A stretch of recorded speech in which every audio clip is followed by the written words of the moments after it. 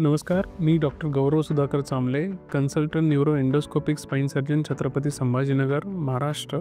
तर चला आज जाणून घेऊयात एक महत्त्वाचा विषय, हर्निएटेड डिस्क म्हणजे स्लिप डिस्क. तर हर्निएटेड डिस्क, स्लिप डिस्क हा सर्वात कॉमन आणि सर्वांना आयुष्यात कधी ना कधी होणारा, जाणवणारा कमरेचा त्रास असं म्हणून ओळखलं जातं. तर हर्निएटेड डिस्क झालं म्हणजे आपलं सर्जरी किंवा ऑपरेशन 100% करायचं जर लागते का, किंवा ऑपरेशन शिवाय त्यामध्ये काही मार्ग नाही आहे का, आणि हा आजार खूप धोकादायक आहे आणि हा आजार झाल्यावर आता मी परत नॉर्मल होऊ शकणार नाही, असे काही समज आणि गैरसमज आपण या व्हिडिओच्या माध्यमातून दूर करूयात. चला हा व्हिडिओ शेवटपर्यंत नक्की बघा व या व्हिडिओच्या शेवटी आम्ही काही महत्त्वाचे टिप्स व माहिती देणार आहोत, जेणेकरून तुम्हाला या आजाराविषयी पूर्णपणे माहिती होईल.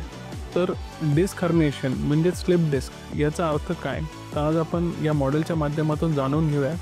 स्लिप डिस्क म्हणजे दोन मणक्यांच्या मध्ये असलेली गादी, जी ज्याला आपण चकती म्हणतो किंवा कुशन म्हणतो, तो प्रकार त्याच्या नॉर्मल जागेतून बाहेर येणे याला आपण डिस्क हर्निएशन म्हणतो. नॉर्मली या डिस्कचे दोन भाग असतात. एक भाग असतो बाहेरचा भाग, ज्याला आपण कवच म्हणतो, ज्याचं नाव आहे ॲन्युलस फायब्रोसस, आणि एक त्याच्यामध्ये लिक्विड जेलीसारखा पदार्थ असतो, त्याचं नाव आहे न्यूक्लियस पल्पोसस.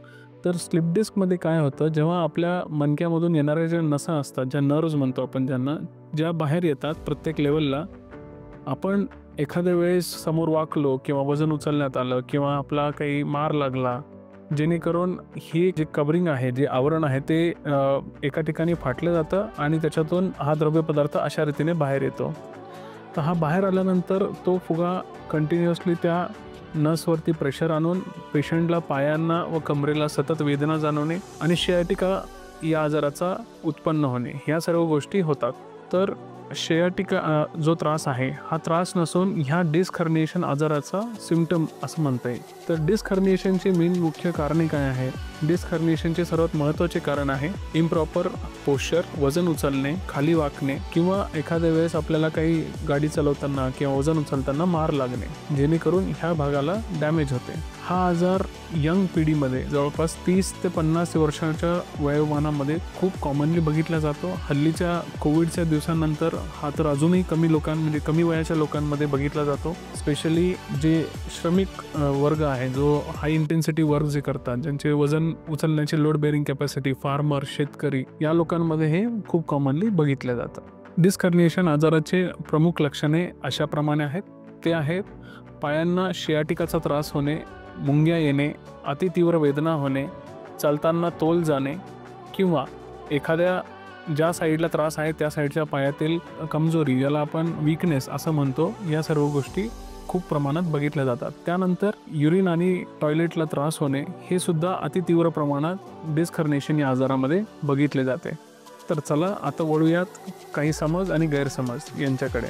तर डिस्क हर्निएशन म्हणजे कायमचं अपंगत्व, हे सर्वात मोठे जे गैरसमज आहे, हा गैरसमज आपल्याला दूर करायचा आहे. आणि त्याचं खरं उत्तर जर मला विचारलं तर ते आहे फक्त 5 ते 10% लोकांना, या आजाराशी निगडीत असलेल्या लोकांना ट्रीटमेंटची गरज लागते. उरलेले 90 ते 95% लोक हे फिजिओथेरपी, प्रॉपर मेडिसिन्स आणि रेस्ट या 3 गोष्टींनी कव्हर होतात. याला परमनंट अपंगत्व आपण नाही म्हणू शकत. एकदा स्लिप डिस्क झाली तर तो त्रास आपल्याला कायमचा असतो का, तर याचं उत्तर, याचा समज आहे नाही. हा त्रास नॉर्मली जर आपण औषध गोळ्या व फिजिओथेरपीने कव्हर केलं तर 6 ते 8 आठवड्यात किंवा 6 ते 12 आठवड्यात, जेणेकरून 1 ते 1.5 महिने 2 महिन्यामध्ये नॉर्मली कव्हर होतो. पण यासाठी सर्वात महत्त्वाचे आहे प्रॉपर मेडिकल गायडन्स. एका तज्ज्ञ डॉक्टरांकडून गाईड करून घ्या स्वतःला.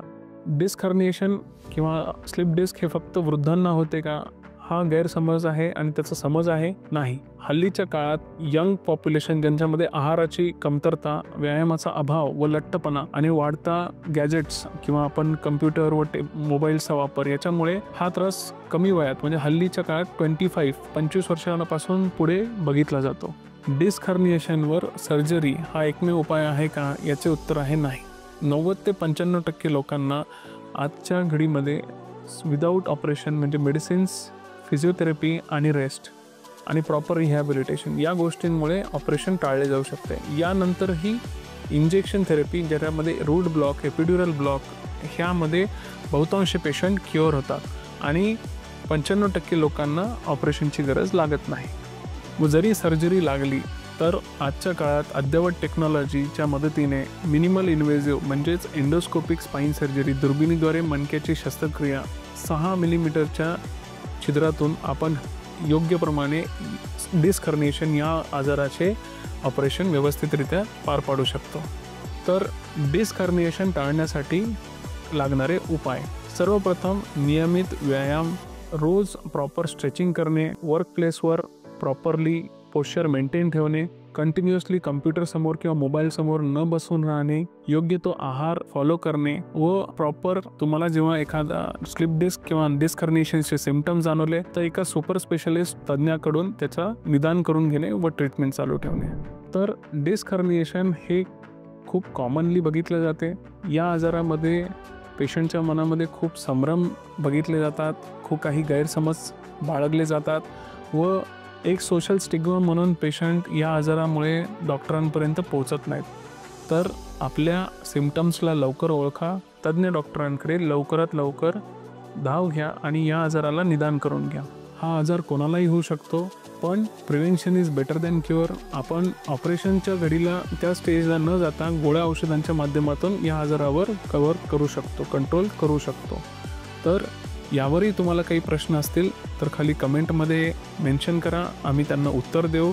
व हा व्हिडिओ जर आवडला असेल तर लाईक करा, आमच्या चॅनलला सबस्क्राईब करा व आपल्या आजूबाजूला कोणाला हा त्रास असेल तर त्यांना हा व्हिडिओ फॉरवर्ड करा। थँक्यू।